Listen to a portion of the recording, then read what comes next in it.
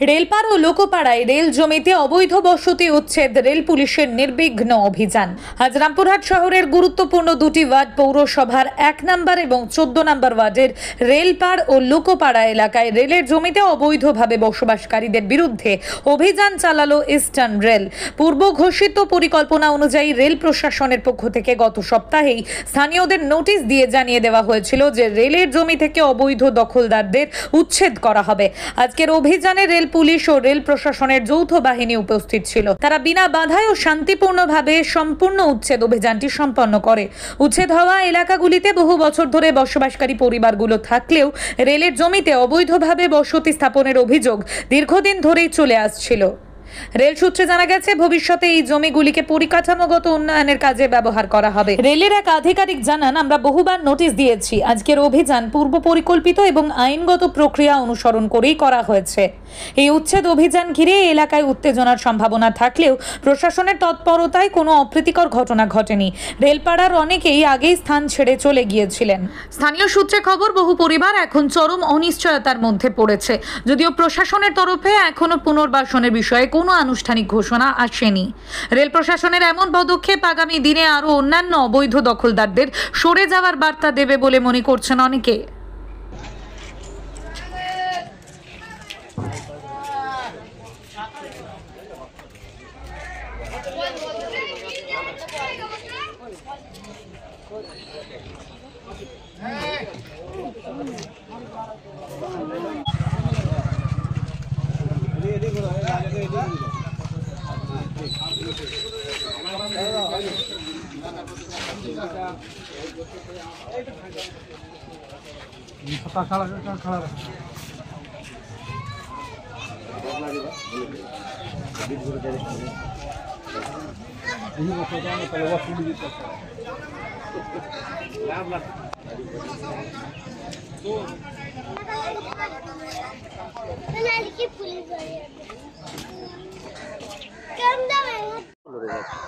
দেখুন, রেল আপনারা জানেন গত 2 বছর থেকে রামপুরহাট শহরে একের পর এক জায়গায় উচ্ছেদ অভিযান চালাচ্ছে।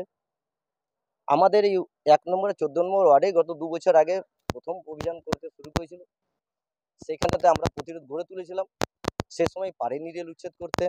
এরপরে গোটা রামপুরহাটে অন্যান্য ওয়ার্ডে উচ্ছেদ করার পর আবার আজকে আমাদের এই ওয়ার্ডে উচ্ছেদ করলো। প্রত্যেকটা ঘর বাড়ি বস্তি দোকানপাট ভাঙা হলো। আমরা এই আজ পেয়েছিলাম যখন গত 2 বছর আগে অমৃত ভারত কাজের শুভ সূচনা হয়েছিল, প্রধানমন্ত্রী শুভ সূচনা করেছিলেন, যার অনুষ্ঠান হয়েছিল রামপুরহাট স্টেশনের বাইরে। সেদিন থেকে আমরা লক্ষ্য করেছি যে অমৃত ভারতের নামে একটা আদানি ভারতে পরিণত হতে চলেছে। কারণ রেল পরিষ্কার যতগুলো, আমি চ্যালেঞ্জ করে বলবো, যতগুলো ভারতবর্ষ তথা পশ্চিমবঙ্গে স্টেশনগুলোকে অমৃত ভারত প্রকল্পের আওতায় এনেছে, সামনে দিয়ে অমৃত ভারত যাতে মানুষের দেশত্ববোধ জাগে, পিছন দিয়ে আদানি ভারত আছে। এটা আমার কথা মিলিয়ে নেবেন, আজ নয় তো কাল এটা প্রমাণ হবেই যে এই গরিব মানুষকে উচ্ছেদ করে দিয়ে সমস্ত জায়গাগুলোকে আদানির হাতে তুলে দিয়ে পুঁজিপতিদের হাতে তুলে দিবে। এইটাই, এই কাজটাই চলছে রামপুরহাট শহর তথা গোটা পশ্চিমবঙ্গ জুড়েই। এখন দেখুন, এবার কিছু করার নেই, মানুষ বিকল্প পথ বেছে দিবে। বিকল্প পথ বাঁচতে বলতে কি, যদি সরকার মন্দির মসজিদ বানায়, তাই মানুষগুলোকে মন্দির মসজিদের সামনে বাটি নিয়ে বসতে হবে? সরকার তো কলকারখানা বানাচ্ছে না যেখানে গিয়ে কাজ পাবে, সরকার তো বানাচ্ছে মন্দির মসজিদ। তাহলে মন্দির মসজিদে গিয়ে বাটি নিয়ে বসতে হবে? যদি সরকার কলকারখানা বানাতো তাহলে নিশ্চয়ই কলকারখানার কাজ পেত। এই মন্দির মসজিদ বানানোর কাজ ছিল পাড়ার ক্লাবের ছেলেদের, এখন সে কাজ করছে রাষ্ট্রপ্রধানরা। তো সে দেশের কি হবে? এই পুঁজিপতিরা রাজত্ব করবে, অমৃত ভারত নামে আদানি ভারত তৈরি হবে। আমি চ্যালেঞ্জ করে বলছি, এখানকার কোনো রেলের অফিসার জানে না এই জায়গায় কি হবে। কে জানে জানেন? আদানি জানে। কারণ যতগুলো ভারতবর্ষ তথা পশ্চিমবঙ্গে অমৃত ভারত প্রকল্পের আওতায় যে স্টেশনগুলো আনা হয়েছে, সব রেল একবার করে আদানির হাতে তুলে দিবে। এবার আদানি যা করবে তাই, এগুলো পুঁজিপতিদের হাতে তুলে দেবে। মানুষ, সংবিধান যে একটা মানুষকে 5টা মৌলিক অধিকার দিয়েছে, স্বাস্থ্য, শিক্ষা, চিকিৎসা, কর্মসংস্থান, সেই সরকার ওই মৌলিক অধিকার মানুষকে দিতে পারছে না, যার ফলে ধর্মে ভেদাভেদিতে মানুষকে মাতিয়ে রাখছে। কর্মসংস্থান নাই, রুজি রুটির ব্যবস্থা নাই, বাসস্থানের ব্যবস্থা নাই। তাহলে কি করবে মানুষ? আগামী দিনে মন্দির মসজিদেই বসবে। এটা হচ্ছে আজকে। বহুত বছর ধরে আমার বাবা চালাছিল, 30-40 বছর বয়স হয়ে গেল কম্পিউটার। সেই দোকান থেকেই আমাদের গোটা সংসার চলতো। আমাদের ছোট থেকে বাবা ওই দোকান থেকে বড় করেছেন। আজকে হঠাৎ করে আমাদের সব উচ্ছেদ করা হয়েছে এবং এই দোকানটার উপরেই আমার গোটা ফ্যামিলি ডিপেন্ড ছিল, লন ছিল। এখন ভাঙা হয়েছে, এখন আমাদের মাথায় হাত পড়ে গেছে যে সংসারটা চলবে কি করে। তো আমাদের এখানে দোকান ছিল 12-14টা দোকান ছিল, আর বাড়ি ছিল প্রায় 70-80টা বাড়ি ছিল। এখন কি করব, এখন তো সেটাই আমি কালকে তো সারা রাত ঘুমাইনি, এখন চিন্তায় কি করতে হবে এখন। আর কোনো সাহায্যেরও কোনো দিক দেখতে পাচ্ছি না, এখন দিনমজুরি করতে হবে, তাছাড়া কোনো উপায় নাই। আমার নাম রাজা শেখ। জমি, বাড়ি বা ফ্ল্যাট বিক্রি করতে চান কিন্তু সঠিক ক্রেতা পাচ্ছেন না? দালালদের হাতে পড়ে সময় আর টাকা নষ্ট করছেন? স্টপ, সময় বদলেছে।